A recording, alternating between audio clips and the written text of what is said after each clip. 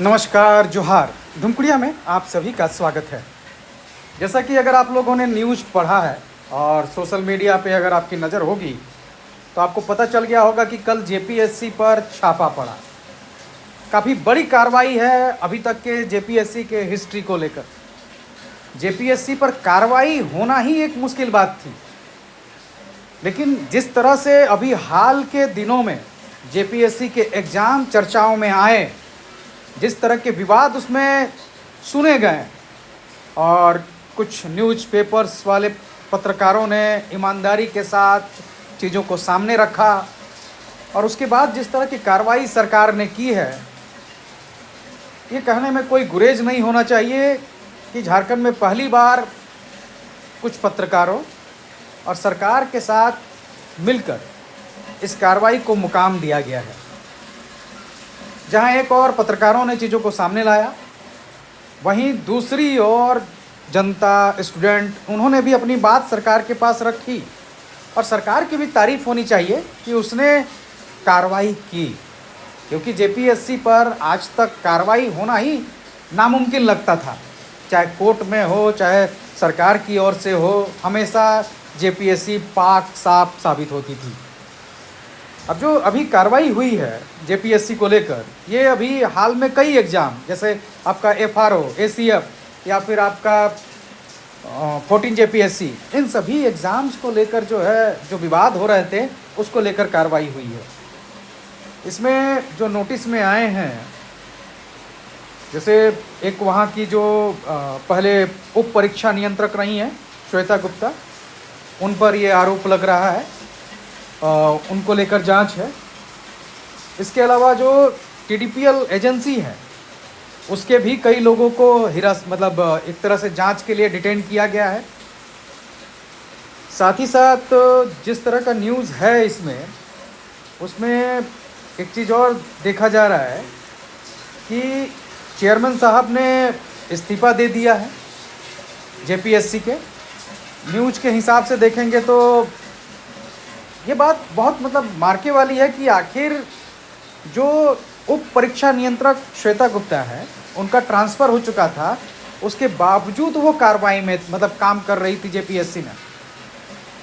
और न्यूज़पेपर्स का ये भी कहना है कि जेपीएससी अध्यक्ष और उप परीक्षा नियंत्रक श्वेता गुप्ता के अलावा किसी को इसकी जानकारी नहीं रहती थी कि क्या हो रहा है।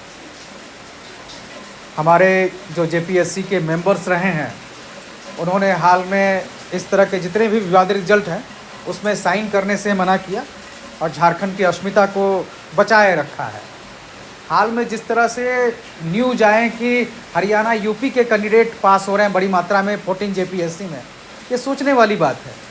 अगर इसमें सच्चाई है तो ये गौर करने वाली बात है कि क्या झारखंड के बारे में झारखंड के स्टूडेंट से ज़्यादा बाहरी स्टूडेंट जान रहे हैं।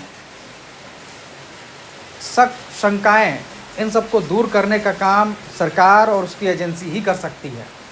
और जिस तरह से कल की कार्रवाई हुई है, इसमें कोई शंका नहीं है कि सरकार की ओर से ये एक सराहनीय कदम है। इसमें कई तरह के न्यूज़ है, जैसे आपके जेएसएससी में भी कार्रवाई हुई है, वहाँ से भी एक कर्मचारी को गिरफ्तार किया गया है। और जैसे जो विवाद है वो, जैसे आपका अभी सहायक लोक अभियोजक जो अभी एपीपी का एग्ज़ाम था, उसमें भी 2 सदस्यों ने परीक्षा एजेंसी के कार्यशैली पर सवाल उठाए थे। इसके अलावा अभी जो 14वीं संयुक्त सिविल सेवा प्रारंभिक परीक्षा का परिणाम हुआ था, उसमें आयोग के 3 सदस्यों ने रिजल्ट पर हस्ताक्षर नहीं किया। इससे विवाद और ज़्यादा गहरा गया था। एक ही पूरा परीक्षा का प्रक्रिया, जो कि 8 चरण का प्रक्रिया होता है, वो 8 चरण का प्रक्रिया एक ही एजेंसी को दे दिया गया।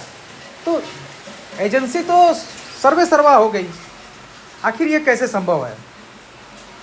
इसके अलावा जो आपके मनोज कुमार तिवारी या अभय कुमार तिवारी हैं, मार्केटिंग मैनेजर टीडीपीएल, कई एग्ज़ामों में पास है। जो जांच चल रही है एजेंसी के खिलाफ भी है, और उसमें आपके टीडीपीएल, उसके अलावा जो मार्केटिंग मैनेजर मनोज कुमार तिवारी, निदेशक सत्यपाल सिंह, उसके बाद निदेशक रामवीर सिंह और जेपीएससी के प्रोग्राम एवं लोक सेवक, इन सब पर जो है जांच चल रही है। जो श्वेता तिवारी रही हैं, जो उप परीक्षा नियंत्रक, उनके घर की भी तलाशी ली गई है। TDPL के ऑफिस को सील कर दिया गया है। और इस सिचुएशन में देखा जाए तो कोई एक कारण नहीं है जो सरकार को इस ओर प्रेरित किया है कार्रवाई को लेकर। इसकी जो कार्रवाई है, जो प्रभात खबर की न्यूज़ है उसके अनुसार में इसकी सूचना जब असीम किस्पोट्टा सर थे, उन्होंने ही अध्यक्ष को दी थी कि परीक्षा की जो एजेंसी है उसकी कार्यप्रणाली संदिग्ध है, लेकिन उनको हटा दिया गया। तो वहीं से शक के घेरे में कई चीज़ें आईं। बाद में रिजल्ट में जिस तरह से कटअप नहीं दिया गया, जो मेंबर्स थे उन्होंने देखा होगा कि भाई विवादित है और यहाँ पर शंकाएं जाहिर की जा रही हैं, तो उन्होंने हस्ताक्षर से मना किया। तो इसके अलावा अभी जो आपका आंदोलन हो रहा है जंतर मंतर में, या फिर अभी हाल में जो राजनीतिक दल इसमें जो एक्टिविटी दिए हैं या फिर जो गौर किए हैं, चाहे वो आपके JLKM हो या BJP हो, तो इन सब का प्रभाव कुल मिला जुलाकर JPSC के इस कार्रवाई पर देखा जा सकता है। कोई एक कारक रहा हो ऐसा बिल्कुल नहीं है। भ्रष्टाचार उस पैमाने पर दिखा होगा कि इतने बड़े पैमाने पर भ्रष्टाचार हो रहा है, तो फिर कार्रवाई ज़रूरी हो गया। कई तरह की चीज़ों को जैसे नोटिस किया गया है इसमें, जैसे डिजिटल टैंपरिंग और OMR में फेरबदल, मतलब उसको लेकर जांच चल रहा है CID का। मनी लॉन्ड्रिंग, आखिर पैसा अभ्यर्थियों से जो मोटी रकम लिया गया है वो किन किन खातों में भेजा गया, उसको लेकर जांच है। ब्लैक लिस्टेड कंपनी को JPSC ने किस आधार पर परीक्षा संचालन का अनुमति दिया, ये भी जांच के घेरे में है। तो इन मुद्दों पर अभी जांच चल रही है और जांच के बाद ही पता चलेगा कि सच्चाई इसमें कितनी बाहर आ रही है। अगर कार्रवाई होती है तो नो डाउट JPSC सुधार के एक प्रक्रिया के दौर से गुजरेगी। अब भले हो सकता है इसके बाद परीक्षाएं कुछ विलम्ब हो, लेकिन ईमानदारी से हो, चाहे वो विलम्ब हो, चाहे उसमें चाहे कितनी देरी हो जाए। ये ज़रूरी है कि ईमानदारी से और एक ट्रांसपेरेंस प्रक्रिया इसमें लागू किया जाना चाहिए, जिसके आधार पर एग्ज़ाम प्रोसेस करवाया जाना चाहिए।